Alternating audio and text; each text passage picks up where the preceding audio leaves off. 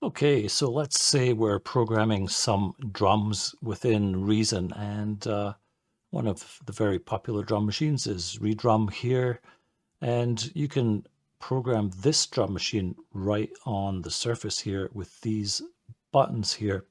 We have 16 of them, and we can have 16 or less steps all the way up to 64 steps. So here's your step divisions here, so you can change to each one and modify your beat. So let's say we've programmed a beat in here, and let's just play our beat.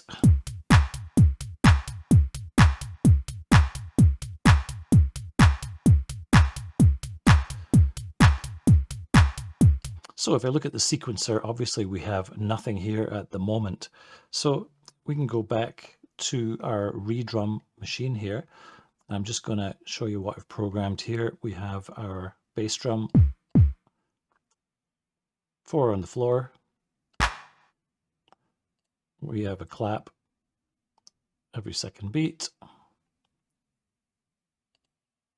We have this snare drum right here. We don't have this clap. We have this hi-hat.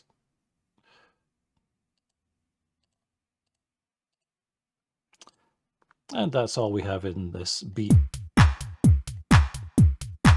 So a fairly simple beat. So if you want to get this pattern here that we have in the redrum, you just right click here, select copy pattern to track. Then if we go to our track, you can see we have our pattern here. So that's all well and good. We've set our markers to 8 bars. That's why we have 8 bars here. If we'd set the markers to 5 bars, we get 5 bars and so on. Let's just go back to this. So right now we have enable pattern section enabled here. And what's going to happen is this, when I play this,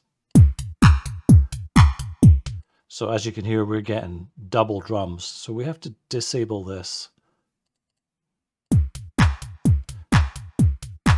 And now we're just hearing our MIDI tracks here.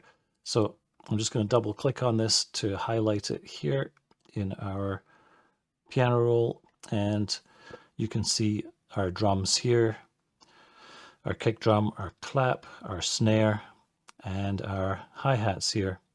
And I did program them in at different velocities. If I go back to redrum, you can see we can choose the velocity soft, medium, and hard.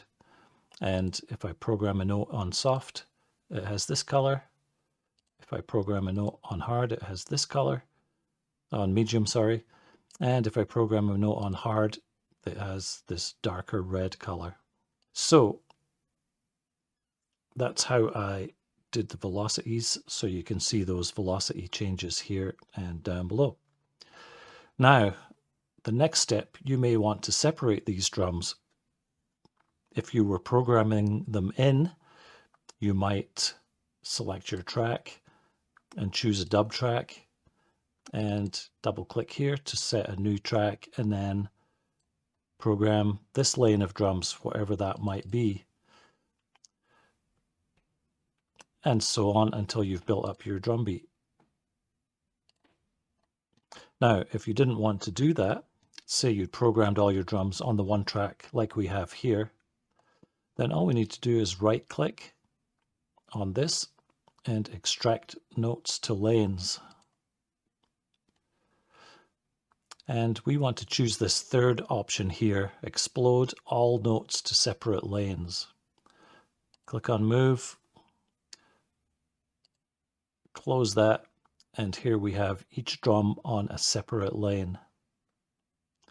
And there's an extra lane just to add more drums if you want to. So now we have our drums separated. We can right click and we can choose bounce in place to turn these into audio.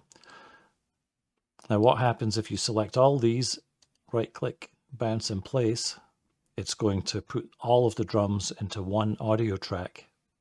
So what we want to do is select each one individually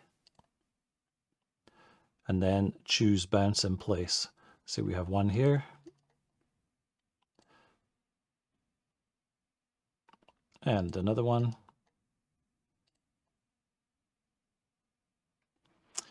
And finally, the last one here.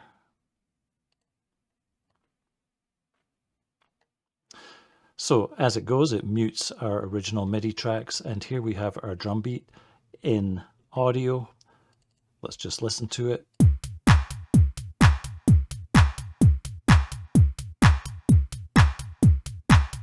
So it sounds exactly the same with the same effects, if any, that you had on your drums. If we go back to redrum here, you can play your drums. Like this clap has a bit of a kind of an echo on the sample, so you're hearing that in the recorded track as well. So that's how to quickly take your drum tracks and split them into separate tracks. Now that's not the only way to do this. If we go back to F6 here and look at the redrum, I'm going to press Tab to go to the back. Now we do have these 10 outputs on the back. So we could, in theory, and in fact in practice, create a whole bunch of mix channels. Control-Shift-M is the shortcut for that. So if you select your device here, I'll press Control-Shift-M, and then I can do 10 of those. That's if we're going to use every single drum in there, which we may or may not. You can delete one by selecting it, pressing delete. Control Z will get rid of all these. We have 4, so let's just Control Shift M. So we have 4 of them. We used this one. And which other ones did we use? Let's just tab to go back here. We used the clap. So let's just grab the clap here.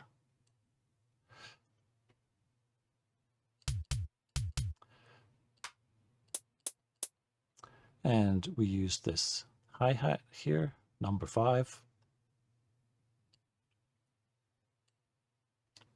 And which other one did we use? Let's go to our track here. I'm just going to unmute these. In fact, I don't need to unmute them. I'm just going to select one. We use this hi-hat. We use this snare drum. Did I pick that already? Let's have a look.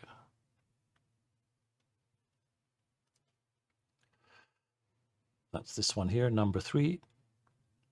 So we'll tab back and number 3. So there we have our kick, our clap, our hi-hat, and our snare. So I'm just going to tab to go back to the front here. Just going to write those out. So I'm just going to enable the pattern selection. I'm going to run this.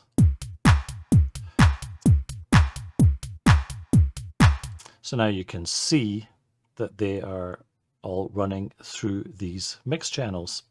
Let's go back to F7. Just going to close this here.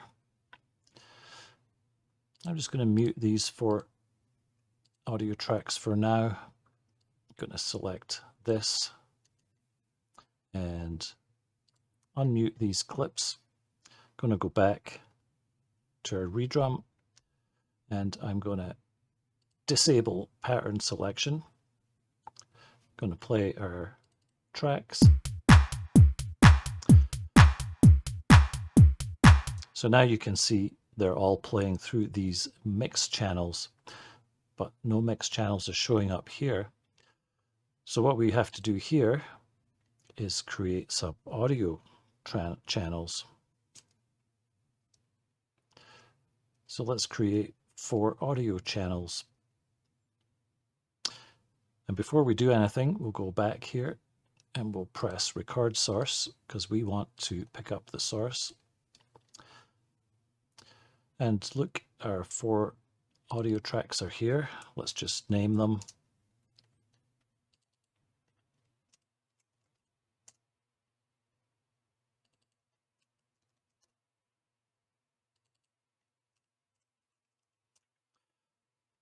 Okay, so we'll go to the kick track. So let's just look at what the input could be, kick left and kick right. Now, this is defaulted to mono input, so we want to change it to stereo. And then we'll pick kick. Clap, we'll do exactly the same. We'll stereo and clap. And again, for the hi-hat.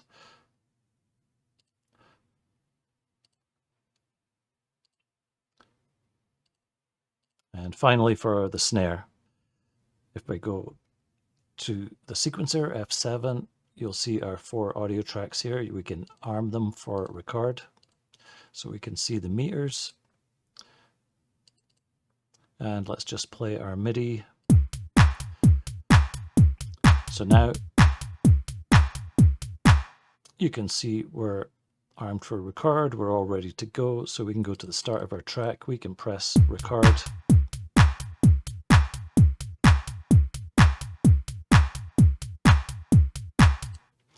And there we have our beat recorded to audio. Now this is another way to do it. I've done it this way quite a bit. I know it takes a bit more work to set this up, but it does give you a certain amount of control over each drum. If I go back to the redrum here and tab to the back, obviously you have a separate output to each of these mix channels. And within each mix channel, you can add effects. So not only do you get the individual drums, but you can add specific effects to each drum to pre-process that drum before you record it. And likewise, the audio channels, you can also add effects there if you so wish. So that's just a couple of ways of doing this with redrum. Obviously the other drums have similar outputs on them. Let's just go find another instrument, devices, instruments, and let's just go for this Oomph Club Drums. We'll stick it in there. Let's tab to the back. So on this one we have gates in and out, but we also have separate outputs. This machine has 8 channels of drums, so we have 8 stereo outputs. And we also have the left and right outputs still as well, also here. So it's up to you how you want to do it. Sometimes it's easier just to grab every drum and take it out and not worry about the left and right outputs. So again, with this, you can do exactly the same as with redrum. Take your separate outputs, or you could use, say, a player, and we'll use drum sequencer here. And let's just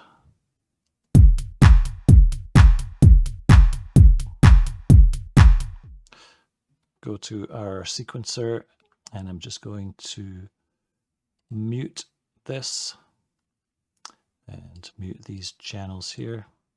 So we just hear this kit here.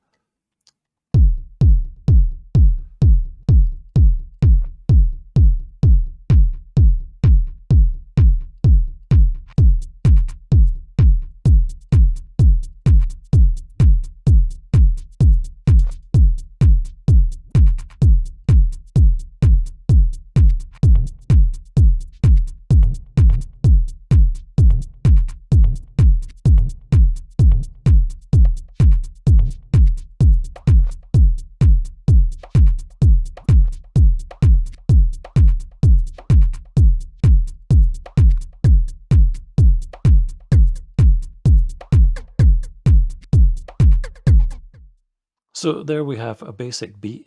Now, obviously, to send this to the track, we can just press this button right here. And then if we go F7, we have the exact same thing as we did for this kit before. And we can right click on this and we can extract notes to lanes and move them. And now we have our drums on separate tracks. We can pick each one individually, bounce it in place, and do exactly the same as we did with the other drum machine.